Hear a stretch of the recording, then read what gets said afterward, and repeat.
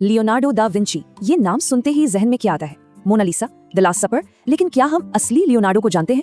आज हम उनकी नोटबुक्स के पन्ने पलटेंगे और उन रहस्यों को जानने की कोशिश करेंगे जो उन्होंने दुनिया से छिपाए।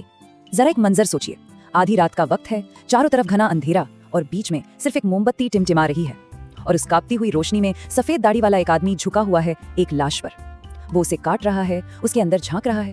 ये आदमी कोई और नहीं, लियोनार्डो दा विंची है। और ये मंजर उनके जुनून की सिर्फ एक छोटी सी झलक है, एक ऐसा जुनून जो उनकी पूरी जिंदगी उन पर हावी रहा। तो आखिर ऐसा क्या था जो उन्हें रात के अंधेरे में लाशें काटने पर मजबूर कर रहा था? इसका जवाब मिलता है उनकी नोटबुक्स में।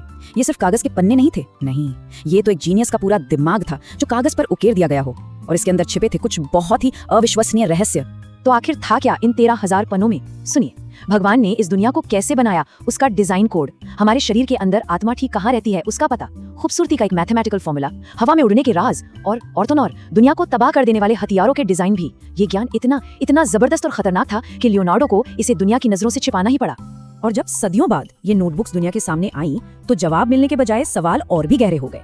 ये अपने साथ पहेलियों का एक पूरा जखीरा लेकर आई। पहली और सबसे अजीब बात, सारे के सारे 13,000 पन्ने उल्टे लिखे गए थे। मतलब उन्हें पढ़ने के लिए शीशे की जरूरत पड़ती थी, जिसे मिरर राइटिंग कहते हैं। फिर जो हथियारों के डिजाइन थे उनमें जानबूझकर ऐसी खामियां छोड़ी गई थी कि अगर कोई उन्हें बनाने की कोशिश करे तो वो फेल हो जाए। कई पेंटिंग्स, कई प्रोजेक्ट्स सब अधूरे और कुछ पन्नों पर तो सूखे हुए खून के धब्बे भी मिले। सवाल ये उठता है कि कोई भी जीनियस अपने सबसे बेहतरीन काम को इस तरह क्यों छिपाएगा? आखिर वो किससे डर रहे थे? अब देखिए, जो सबसे सीधी सादी थियरी है वो ये कि लियोनार्डो उस वक्त के सबसे ताकतवर इंस्टीट्यूशन यानी चर्च से डरते थे।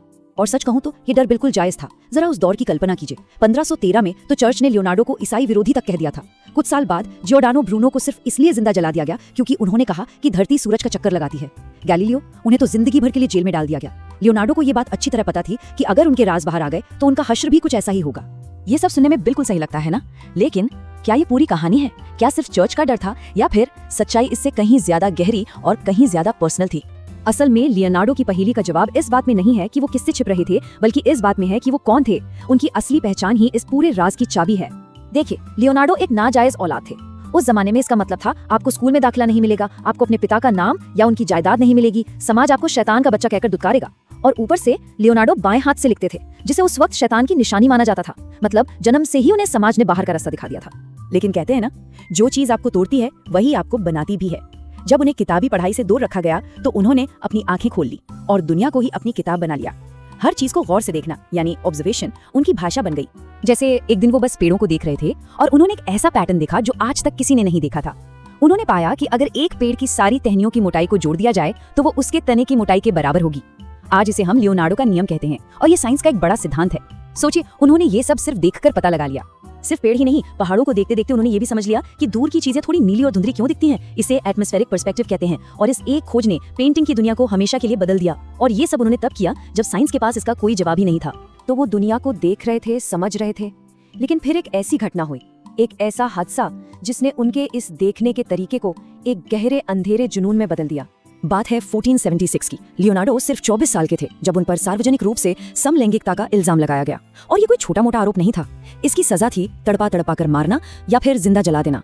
वो किसी तरह बच तो गए, पर इस एक इल्जाम ने उन्हें अंदर तक तोड़ दिया। जिस समाज ने उन्हें पहले ही ठुकरा दिया था, अब वो उनसे नफरत भी करने लगा। और इसके जवाब में लियोनार्डो ने भी समाज से खुद को पूरी तरह अलग कर लिया। उन्होंने अपनी नोटबुक में लिखा भी, मैं खुद को सबसे अलग कर लेता हूँ ताकि इस दुनिया की गंदगी मुझ तक ना पहुंच सके। और यहीं से उनकी नोटबुक्स उनकी असली दुनिया बन गई। उनका अकेलापन एक ऐसे जुनून में बदल गया जहां वो सिर्फ चीजों को देख नहीं रहे थे, बल्कि वो हकीकत के ब्लूप्रिंट को ही डिकोड करने में लग गए थे।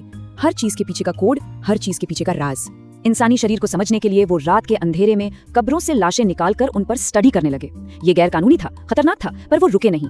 जरा इंसान की खोपड़ी की ये ड्राइंग देखिए, ये किसी MRI स्कैन जैसी लगती है ना? फर्क सिर्फ इतना है कि ये MRI के आविष्कार से 500 साल पहले बनाई गई थी। यहाँ तक कि खूबसूरती भी उनके लिए कोई जादू नहीं, बल्कि सीधा साधा मैथ्स था। उन्होंने चेहरे की बनावट का एक फॉर्मूला तक बना डाला। जैसे चेहरे को 3 बराबर हिस्सों में बांटा जा सकता है, या दोनों आंखों के बीच की दूरी एक आंख की चौड़ाई के बराबर होनी चाहिए। उनके लिए हर चीज के पीछे एक छिपा हुआ कोड था। और सिर्फ इंसान ही नहीं, उन्होंने रोशनी के बर्ताव को भी डिकोड कर लिया था। देखिए, उस दौर के दूसरे आर्टिस्ट जैसे बॉटिसेली अपनी पेंटिंग्स में साफ सुथरी सख्त लाइनें बनाते थे, पर लियोनार्डो ने स्फुमाटो नाम की एक तकनीक ईजाद की। इसका मतलब होता है धुएं जैसा। मतलब कोई सख्त किनारा नहीं, कोई लाइन नहीं। चीजें ऐसे लगती थी जैसे वो धीरे धीरे हवा और परछाई में घुल रही हूँ। और इसी वजह से उनकी पेंटिंग्स इतनी असली, इतनी जिंदा लगती हैं। और ये सब हमें लियोनार्डो की जिंदगी के सबसे बड़े और सबसे आखिरी सवाल पर ले आता है, उनका सबसे बड़ा विरोधाभास। ये वो इंसान थे जो शांति में विश्वास रखते थे, जो कभी मांस नहीं खाते थे, जो बाजार जाकर पिंजरे में बंद पक्षियों को खरीदकर उन्हें आजाद कर देते थे। और यही इंसान, यही लियोनार्डो अपने वक्त के सबसे खौफनाक, सबसे जानलेवा हथियार भी डिजाइन कर रहे थे। तो सवाल ये है कि ऐसा क्यों?